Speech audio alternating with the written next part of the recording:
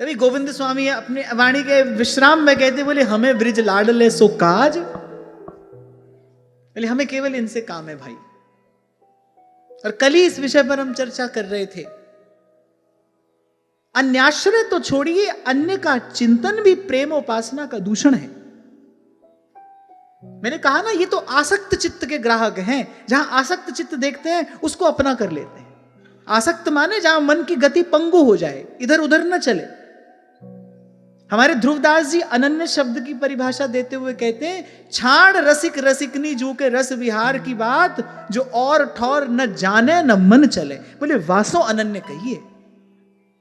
उदित उडुराज सुंदर सिरोमणि बदन, निरख फूली नवल जुवती कुमुदान।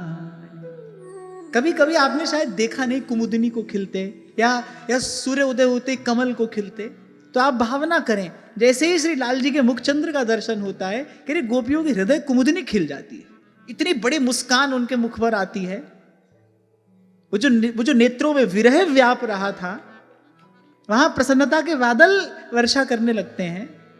रोम रोम खिल जाता है। अरुण संकुचित अधर बिंब फल उपहसित, कछुक प्रगटित होत कुंद दसनावली।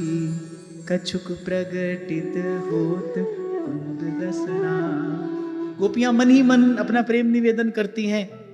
श्री लाल जी स्वीकार कैसे करते हैं? कह रहे अरुण संकुचित अधर बिंब फल उपहसित। कह रहे अधरों की शोभा कैसी है? कह रहे जो बिंबा फल का उपहास कर दें, ऐसे लाल लाल श्री ठाकुर जी के अधर हैं। और कहते कहीं कहीं थोड़ा थोड़ा मुस्कुराते हैं तो थोड़ी थोड़ी वो जो मोतियों के समान, कुंद पुष्पों के समान वो जो दंतावली है, कहीं कहीं पर वो भी प्रकाशित हो जाती है, कहीं कहीं पर वो भी प्रकट होती है। किसी किसी का भाव चितवन से स्वीकार करते हैं, किसी का भाव अपनी हसन से स्वीकार करते हैं। और बाकी तो भाई मेरे नैना ही ये जाने। ये सब बात कहने की है नहीं, पर यहां हम श्रीजी बाबा के चरणों में बैठे हैं, इन भगवदियों की वाणी का चिंतन हो रहा है। तो बस ये प्रयास केवल इसलिए है कि हम पर भी एक छींटा पड़ जाए, कहीं किसी छवि में हमारा भी मन अटक जाए।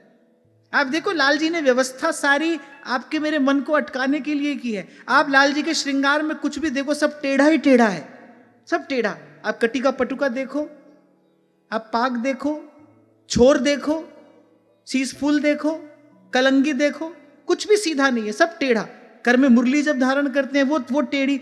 रसिक अनन्य स्वामी जी हरिदास जी महाराज कहते हैं, आज तृण टूटत हैरी ललित त्रिभंगी पर, चरण चरण पर मुरली अधर धरे, चितमन बंक छबीली भू पर। आज तृण टूटत हैरी ललित त्रिभंगी पर। इसीलिए ठाकुर जी ने सब व्यवस्था की है। या फिर मैं कह लूं कि ये जाल बिछाया है, कहीं हमारा मन अटक जाए।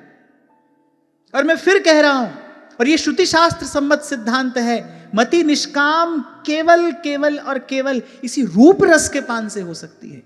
ये जो नाम जप पर इतना बल दिया जाता है, किस लिए? कि नाम की कृपा से पहले अंतःकरण शुद्ध हो जाए और इस रूप का प्रकाश हो जाए।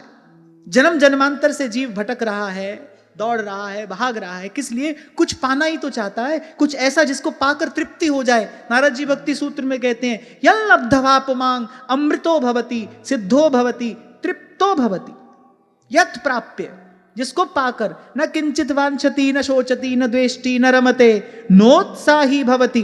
कुछ ऐसा वैसा पा लिया जाए जहां ही लहे कछु लैन की चाह न ही में होए। हमारी भोली सखी जी कहती हैं, जो है यहां का माने युगल सरकार का, बोले जो है यहां का सोना अनत का। बोले दंपति पानिप पागे है, और इस दर का जो भिखारी उससे सब जग भिक्षा मांगे है। इस दर का जो भिखारी उससे सब जग भिक्षा मांगे है।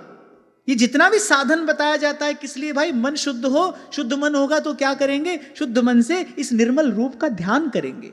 मन निर्मल होगा, इस रूप में लगेगा। इसीलिए बार बार इतना बल दिया जाता है, भाई नाम जपो नाम जपो। क्यों? नाम जपते जपते क्या होगा? हृदय शुद्ध होगा। चेतो दर्पण मार्जनम, चित्त का दर्पण स्वच्छ हो जाएगा नाम जपते जपते।